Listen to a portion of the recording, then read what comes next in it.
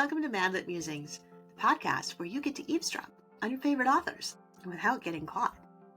I've been stoked to have authors like Angela Hunt, Bill Myers, Nicole Deese, Tessa Afshar, comedian Bob Smiley, and more on the show, and this year I have another great lineup of storytellers and truth-sayers. If you love to eavesdrop at coffee shops like I do, this is the podcast for you.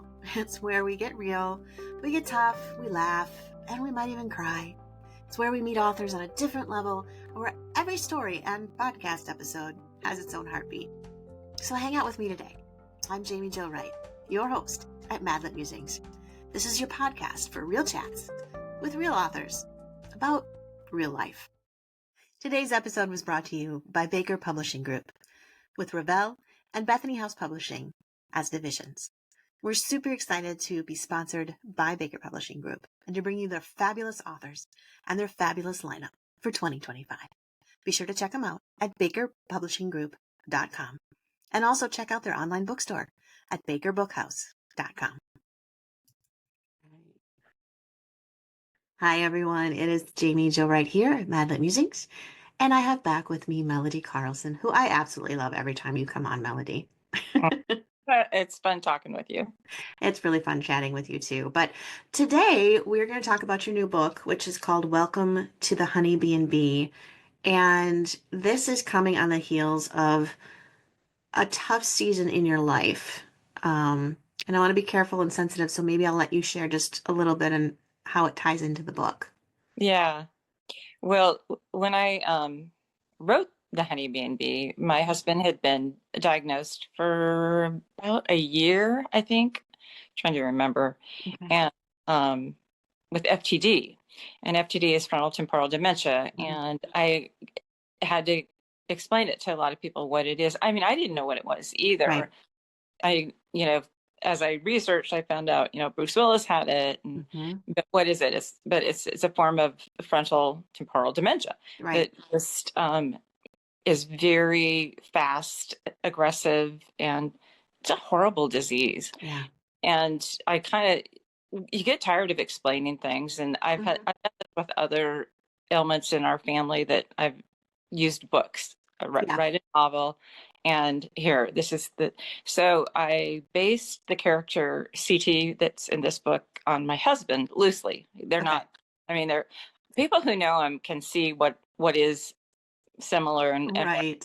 but it's not completely him, but there's bits and pieces of all of us in it, I think. And so anyway, just so that you kind of get an inside glimpse of not just what FTD is like, but also what it's like to caregive for your spouse when they have it. And that's what I was doing. Although when I was writing the book, I wasn't in the throes of it quite yet. I mean, I was definitely doing a lot of things, and my husband wasn't able to drive anymore, to, help me much anymore, so that had changed. But then when it got into kind of the heavy duty caretaking, that the book was already in the work. It was already being published, and I thought he would still be around. Well, he's not around. He passed away 3 days before Christmas, which was also his birthday. Oh, yeah. But I kind of, we family and friends feel like he graciously did that because he didn't want to spoil our Christmas. Isn't that weird? I mean, like he couldn't control what was going on, but I mean, it just because we were just in shock. And I had invited family for Christmas because I kind of had a feeling it could be his last one. I just didn't know he wouldn't even make it that long. So the book tells what it's like walking the shoes, and literally I did CT's point of view, which kind of it was weird doing it because going inside the brain of somebody with dementia. But I would study my husband a lot, and I would try to think what does it feel like, because as a writer you kind of do, you want to know, and I wanted to convey it, and I hadn't read it for a while, and then somebody had mentioned to me about CT's point of view, so I actually read, and they're really short bits, which that was as much as I could do. It was but I thought, no, I think that's it. I think I think if Chris could have read it, and he couldn't read that point in time, Right. he probably would have said, yeah, Yeah. that is what it feels like. Yeah. Yeah. Well, we were talking just a little bit before we hit record. I'm going through with my father right now having Alzheimer's and dementia. And it's one of those things you sit back and you're like, what is it like from that side? You know? Yeah. And I can kind of see with him, I don't know if you had this experience, but with my dad, I can see it being almost a struggle to grasp onto a reality that originally he knew it was slipping, and now he's at the point where he doesn't know what he's grabbing for. Like reality is really gone, but Yeah. his instinct is still to try and grab it. So it's coming out aggressively or angrily or just anxiety. And it's so difficult to watch.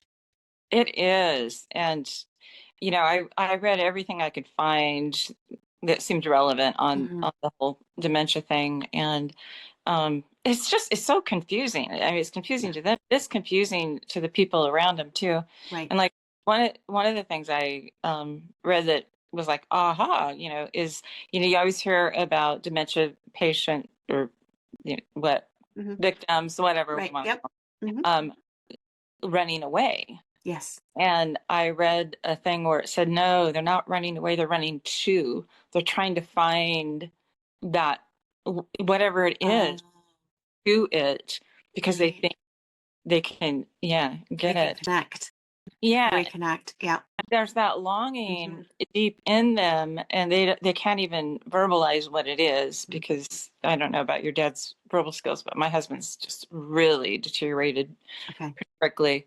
Hmm. But you can see kind of the wheels turning and the confusion and Yes. the things that he would say that were just so like, huh, and Right. it, I really hate dementia. I Yeah. really, I do really do. too. I do too. Yeah, I will say I got a little bit of a giggle. My dad hasn't lost his ability to speak. It's just a lot of what he believes in the world now has become fictional.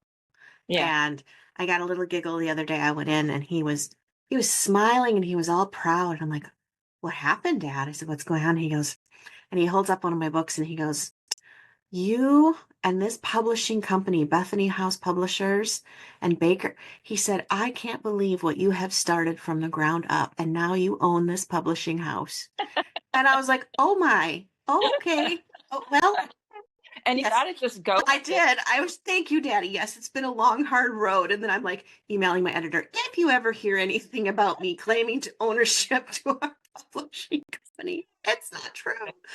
Oh, but yeah, and it looks like as I'm looking at the back cover of your book, you kind of take a really heavy topic that you've personally experienced, and you put it into a story. Like at the end, it says, "Get ready for a summer filled with family, good humor, and new beginnings." So it's not like a heavy, heavy read either. Yeah, I was trying to keep it light because I've written some heavy books and Mm. Yeah. kind of I feel like I was the issues queen or something for a while. You name it, I wrote about it. Okay. But then I changed gears kind of after the last economy crunch happened. I just thought people need cheerful stuff. Right. We Hmm. like, and I needed cheerful stuff. So Hmm. I kind of started writing a lot more upbeat and a little more chick lit-ish and Sure. just Yeah. a little, lighter. Yeah. And the Christmas novellas are lighter. Hmm. I mean, I always put some grit and meat into it. I just couldn't do just nothing but fluff. Right. So for me to go back and now hit this again and then try to do it with a lighter touch. And Hmm. my husband had a really keen sense of humor. And even as he was going down, he'd still do or say things that would make us laugh. And Oh, it I was, love that. yeah. So I tried to put some of that into the book. I mean, when we went into the neurologist after we had gone through all the tests, and then we Okay. were the neurologist finally, and I was prepared because Chris's symptoms were, undeniable. It's like Yeah. there's something going on, and Hmm. it wasn't this, it wasn't that, it wasn't this, and then he said it was FTD. Well, I had never even heard of it before, and Chris just comes back, right, just snaps back and goes, "Oh, am I going to deliver flowers?" And like, boom, off the top of his head, and I was like, Like he was missing a lot of other things, but it's like for him to just pop that out. I put that in the book too. I love that. He kept that sense of humor. That's awesome. What a great line too. Delivering Yeah. flowers. Make sure to deliver flowers. Yeah. Oh, well, and I love that. I mean, and I think that's one of those things I was telling somebody the other day, and I'm not the first person to coin this phrase, but I said I'm finally starting to understand the concept when they say it's a long goodbye. Mhm. It is. It's a long goodbye, and there's precious moments, there's sweet moments, there's bleak moments, um, and then there's moments where you're going, God, what are you thinking? Yeah, exactly. You know. It is. And ours ended up being a shorter goodbye than I had Mm, expected. I know with Alzheimer's, boy, it can really be a yeah, long. can drag. Mhm, Yeah. mhm. But okay, so the book itself, we have Jewel McCary. And so she's moving back home to care for her father, if I'm reading that correctly. Well, to help her mom. Okay. Because the mom, honey, it's her Okay. story too. Okay. But I wanted to bring Jewel in. Well, just because I think family and these kind of illnesses, it you all, Yes. together. Yep.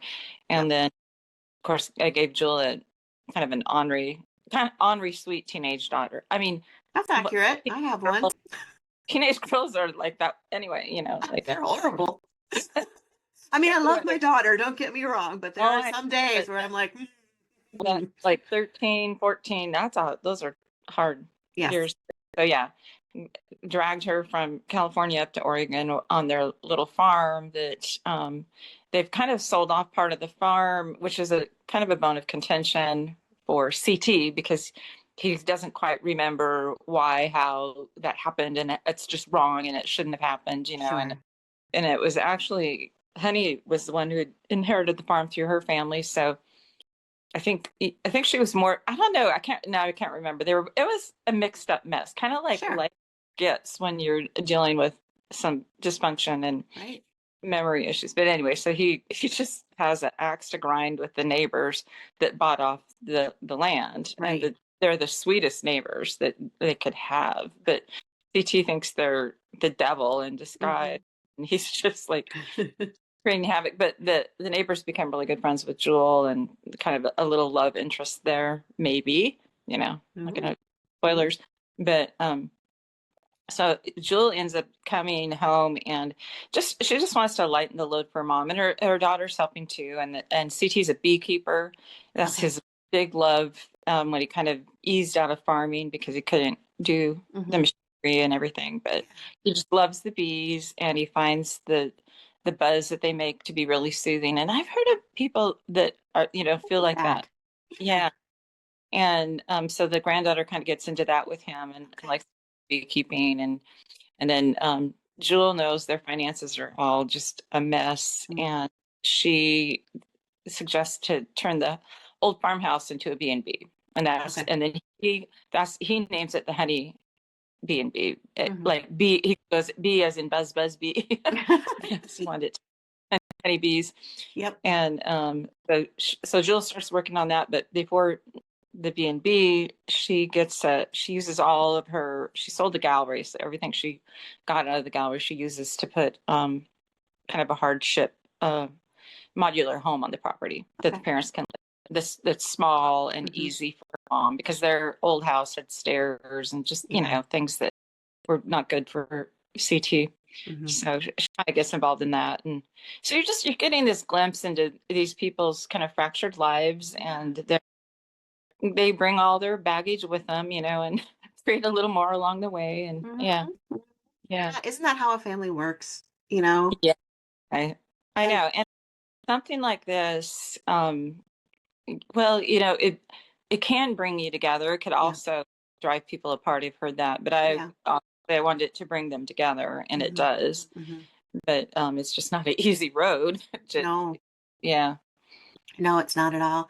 Now, let me get sidetracked a little bit here because I'm thinking about beekeeping. Have you experienced that yourself, or did you have to like do a whole bunch of Googling on beekeeping? Because I have no clue. Both. Okay. No, we haven't done beekeeping. Okay. I grow a lot of lavender, And the bees, we're near a little farm, and I know they've got hives there, and I want to go over and tell them, I want my lavender infused honey. Yeah. Because the bees are just always in the, when it gets warmer, you go out there and I hand water stuff, and they're just like buzzing happily all around me. And it is kind of a soothing thing. And I love the bees. Yeah. And, I didn't make this point in the book, but, bees are they're kind of an endangered species right now, bees.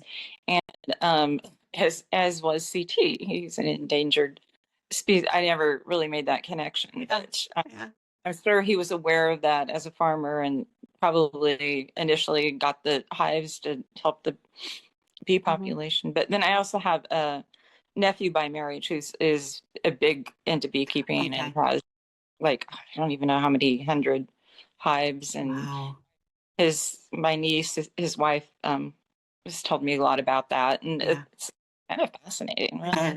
It is fascinating. And then the other factor is my husband practically lived on peanut butter and honey sandwiches, because that was all he would eat. Oh, I know. And it had to be toasted Dave's Killer Bread with organic honey and good peanut butter. And for lunch, I tried to, get him to eat other things for breakfast and dinner. But man, if I tried to get him to eat anything else for lunch, he would not have it. Yeah. That's funny. That's funny. My dad has this weird, he had this weird sandwich.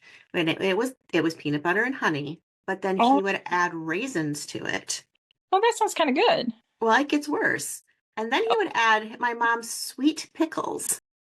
Huh. And then I was going, growing up, I would watch this menagerie get made, and then he'd put on a slice of turkey, and then he'd put on a little bit of mustard, and then he'd put on lettuce, and that was what we grew up knowing as dad's sandwich. Well, then my kids started spending time with Poppy, and my daughter, I think in first grade, she comes in, she goes, Mom, you have to stop sending me Lunchables. I want a Poppy sandwich. And I'm like, don't make me make that. It sounds so awful. I was fine with the. I did, and she ate it. But I was like, oh man, I'm fine with the raisins and the honey and the peanut butter, but that's where it stops for me. Well, yeah, and my husband also loved raisin bread. Yes, well, raisin bread too, but raisin bread with peanut butter, that was his favorite. But yeah, they didn't always have good raisin bread available where I live. So well, yeah. Well, it sounds like he and I would have really enjoyed having lunch together. Yeah, that's what it sounds like. He put all those other things in it. No, we'll leave those for my dad to deal with. Oh, fun. And so, okay, so we have a little 13-year-old girl. We have beekeeper dad. We have the mom. We have Jewel, and then we have the neighbors. And it does say on the back, a handsome widower and his teenage daughter. Is he part of this neighboring farm? Yeah, that's the farmer Miguel. Okay. And his mother, he has lost his wife too, and she doesn't, of course, know the whole story. It takes a while because they're at odds, the neighbors, even though the mom's trying, and Miguel certainly is trying, and he helps them out all the time. And of course, CT just resents the help. And anyway, he's a sweetheart, and his daughter and his mom are just sweethearts too. And it's like the McCarrys really need them. Okay. They need some good neighbors, and these guys really kind of jump in. Yeah. I love that too, because, really when you're going through hard times, you do hope that family pulls together, but then it's always interesting to see how community comes and wraps their arm, whether it's your church community or your neighboring community or a little bit of everything. It's such a blessing when that happens. It is. And we really had that. Good. We live in this little tiny town. I mean, we don't even have a stoplight. And we lived out of town a few miles, 3 or 4 miles, and kind of felt a little bit lonely. We were there for 20 years.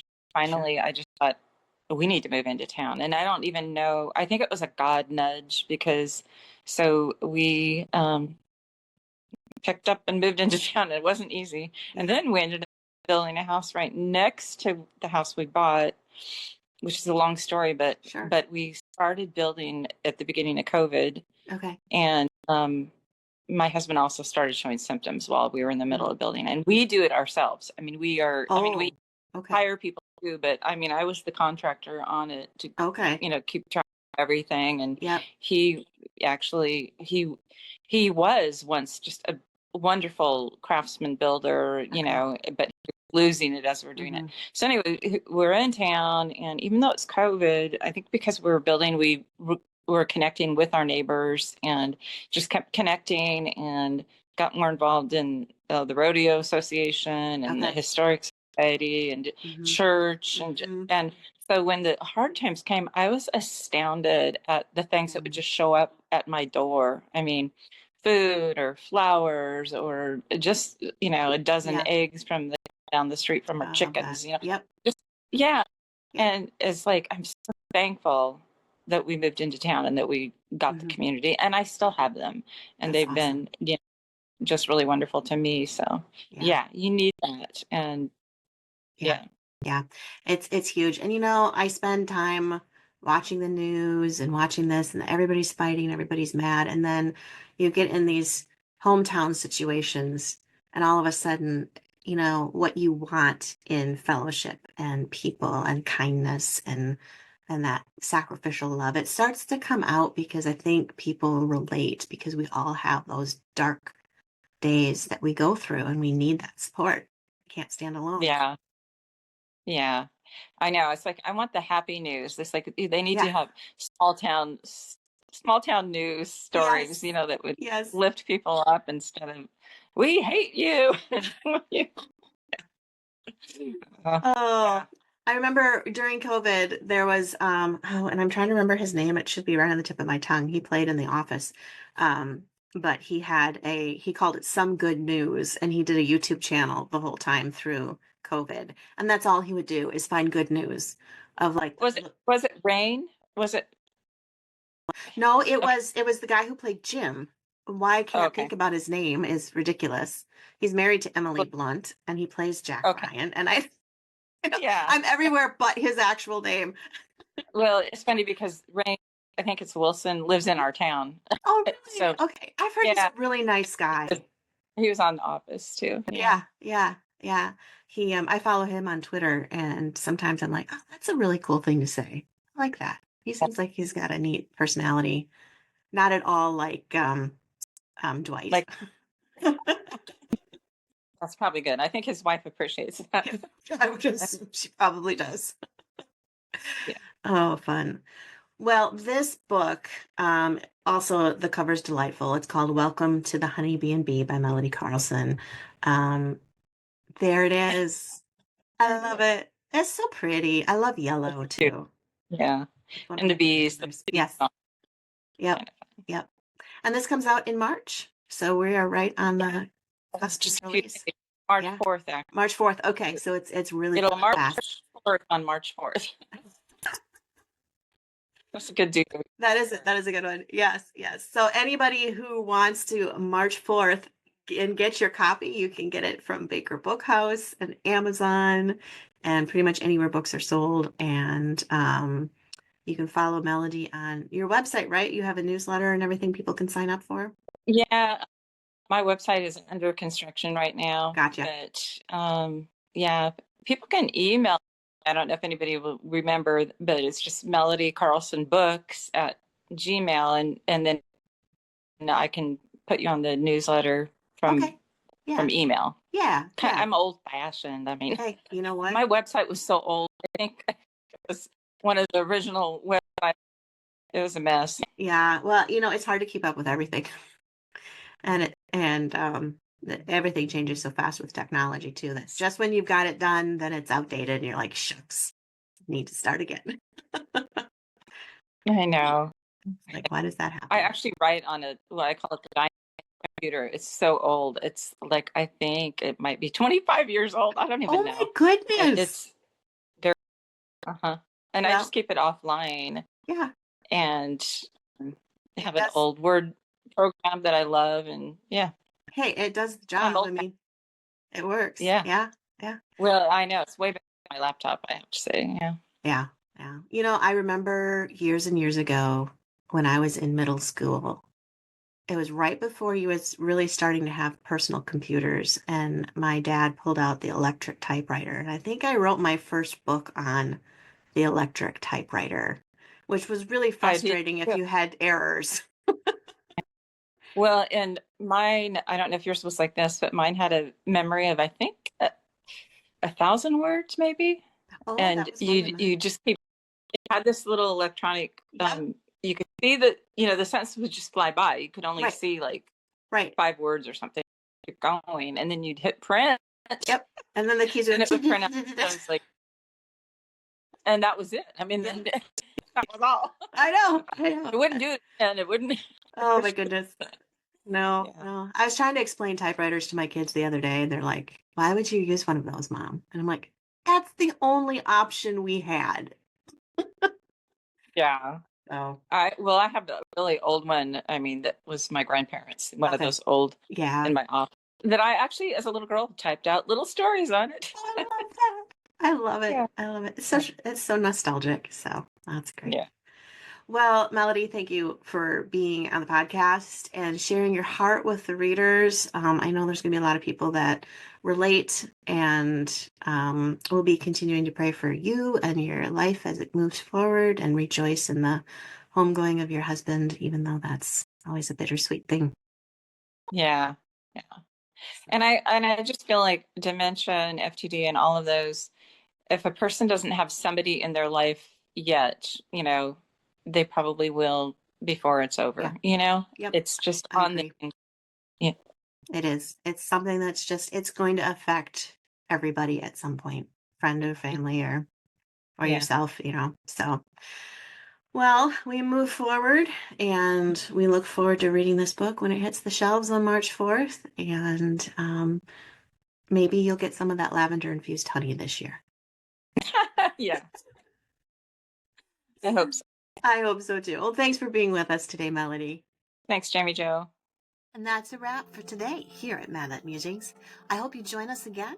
And if you want to, be sure you like and subscribe here at your favorite podcast player or on YouTube, because you won't want to miss all the wonderful alerts that let you know when we have another conversation for you to eavesdrop on.